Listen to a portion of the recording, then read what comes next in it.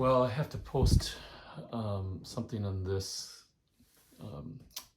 campaign scenario with of number 4, Guadalcanal. When we got into September and October, especially the October action, like this is post October operation by the Japanese. And just to catch you up a little bit, I think I stopped when I got through the campaign phases up to the operations, the operation player determination. And in September, well, first of all, September was rather uneventful. The Allied player got the operations, and they couldn't afford to do a lot, but what they did was pretty significant, because they got a force into supporting an engineer coming into Guadalcanal. And then they did do combat during the September operation, land combat, and pretty much a quick in and out, and took over Guadalcanal. The engineers were able to start on the next engineering phase to get an air base. So that was the major development in September. That actually ended up being a surprise, believe it or not. Again, the Allied player got in without the Japanese being able to do a whole lot, and so that was the main thing that happened in September. Okay, then went through the campaign phases again, leading up to into the October month, and that's when the Japanese get 65 command points. So that's going to be a major push. And I'll just pull out that these are the task forces that were formed for the October operation. It ended up being an intercept situation. Let's see if I can adjust this here. I don't know if that's going to help a lot. Probably not with shadows.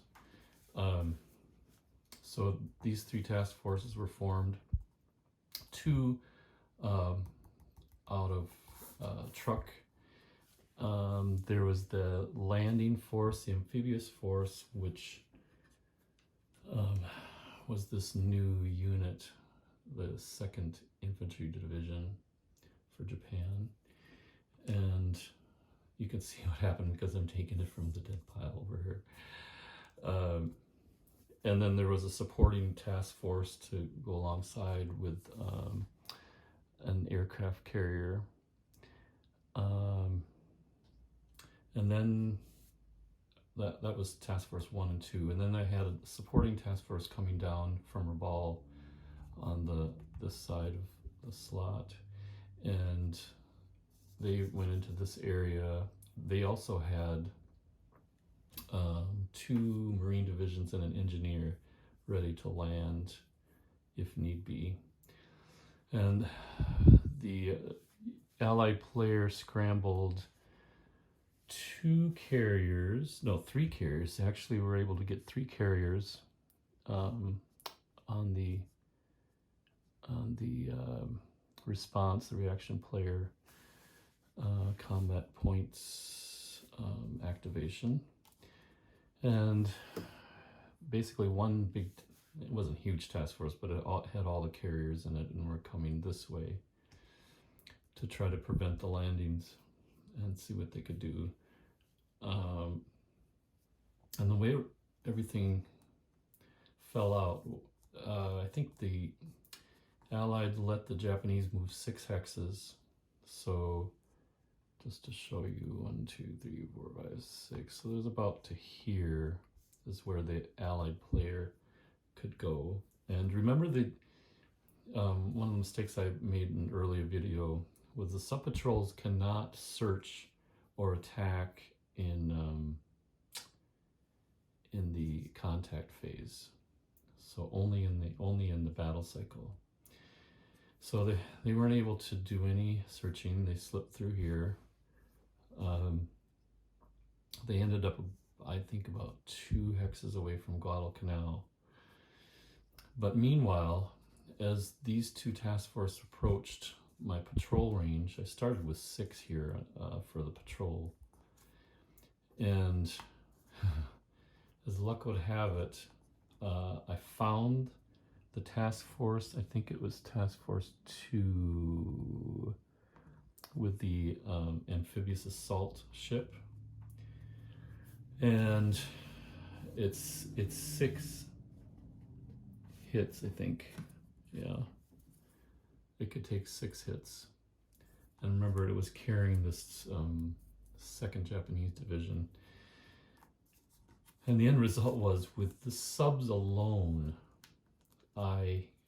in 2 different battle cycles before they got to Guadalcanal, I rolled, I mean, it was kind of ridiculous. I rolled 2 zeros and 1 and a 9. I didn't get any extra hits on the first roll,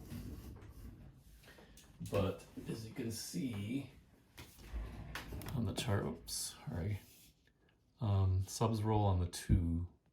So the 0 was 2 hits on here. So that was 2 already on the amphibious. And they knocked off one of the sub points in the anti-sub ESW attack. And that was it. And then they had moved again in another phase, and I got another 0. So that was 2 more hits. And I rolled a 9. So 2 zeros and a 9 will do it for, that's 3, 4, 5, 6, 7. I mean, it was more than enough. And the entire division went down with all those amphibious ships. So the sub-patrol, eventually the Japanese got it down to 3, so I couldn't search or do any attacks of this after about the 3rd battle cycle, I think it was. But it had already done huge amount of damage. Meanwhile, I'll show you, I think ended up about here at one point, and these were coming in because remember, there's a carrier in one of these task forces, and there's a carrier and a light carrier in this one. And a bunch of air attacks happened, and the results of that were losing the Hornet completely. That sunk, and the Enterprise is crippled. It's right here. It's got 5 hits on it. I took it out just to, I'll show you what happened in the end. And then the Allied player sunk the Ryujo, the light carrier. So Allied player lost a heavy. They had the Enterprise crippled, but they eliminated the amphibious, or well, the division that was going to do the amphibious assault and try to retake Guadalcanal, or at least contest it. And meanwhile, this task force also had, beyond those, one carrier, light carrier, they had some transport to get some Marines and an engineer battalion on the island. And that was kind of just a sacrifice, and I'll tell you why I did it. I hope this is illegal. I ended up losing 2 out of those 3 units. The last one, the Marine, ended up retreating back onto the assault ships, the amphibious assault ships. And what happens is, on the attack, which was not going to get anywhere, although I rolled pretty well for the Japanese. I should mention that I ended up breaking both the Marine division that was there, and also the engineer. I'm down to 8 steps. It was a bloody battle. 8 steps. I think that's right. I better double check on results there. But oh no. So it should be 3. I lost 3 steps. Down to 11 steps. I put in 11 under there. That's how many steps it has left. So 14 minus 3. But what happens is I lost those 2 battalions and they had to retreat. But because the engineer unit was involved in a combat this turn, they have to start over on the engineering and building that base. So this base will not be ready in November. It has to go through another cycle. So all these task force end up getting back okay, except for the 2 big ships that were sunk, and they ended up in Rabaul. So they're here. The allied player, and I kind of did this on purpose, I only spent 15 points, and I think I did it correctly, 15 points to activate those ships, because I knew it's a little bit of a reach. For 14 days, that's all you get with the initial activation as the reaction player. And to get to here and back and have operations or battle cycles happen there, that's a little dicey. So I purposely saved points. And I'm fortunate that I did, because even though the main task force made it back okay, the Enterprise ended up being crippled, so it could only move 1 hex each turn or each battle cycle. And so it had to get through this sub-patrol the whole way. And it made it. I rolled very high for the sub-attacks. Ended up only eliminating 1 on anti-sub warfare. But so the Enterprise made it back, but it's crippled. It's basically unusable unless I put it into naval repairs, and will be interesting. We'll see. I have to check out what the reinforcements are going to be like. So, but I start out with 3 carriers, and I basically only have 1 left for the Allied side. I guess what I'm trying to demonstrate here is, especially when you see combat points total on a certain month get to a 65, there's going to be a lot of things happening in that month.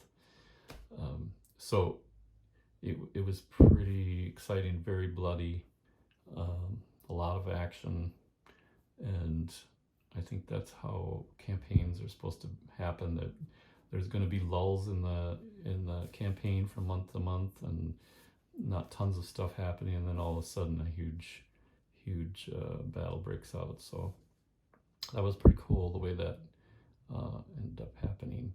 I just want to mention too, before I close, I love the activation and deactivation process, because you really have to think ahead. It's not just, okay, I'm going to activate this bunch of units for 14 days and they'll go at it and they'll just use them up and then they'll get back to base. Well, you have to consider every time,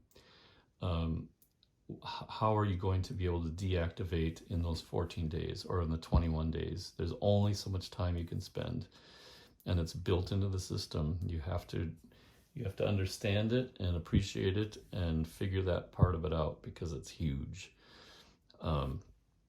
And if you really read the deactivation set of rules, you could tell Mark Herman is just like, do not go that route. If you do not have any command points to extend your time, the penalty time, you're in deep trouble. And it's just like the battle scenarios where it says if you don't deactivate and get back to your base, you lose the ship. And it's going to be kind of like that.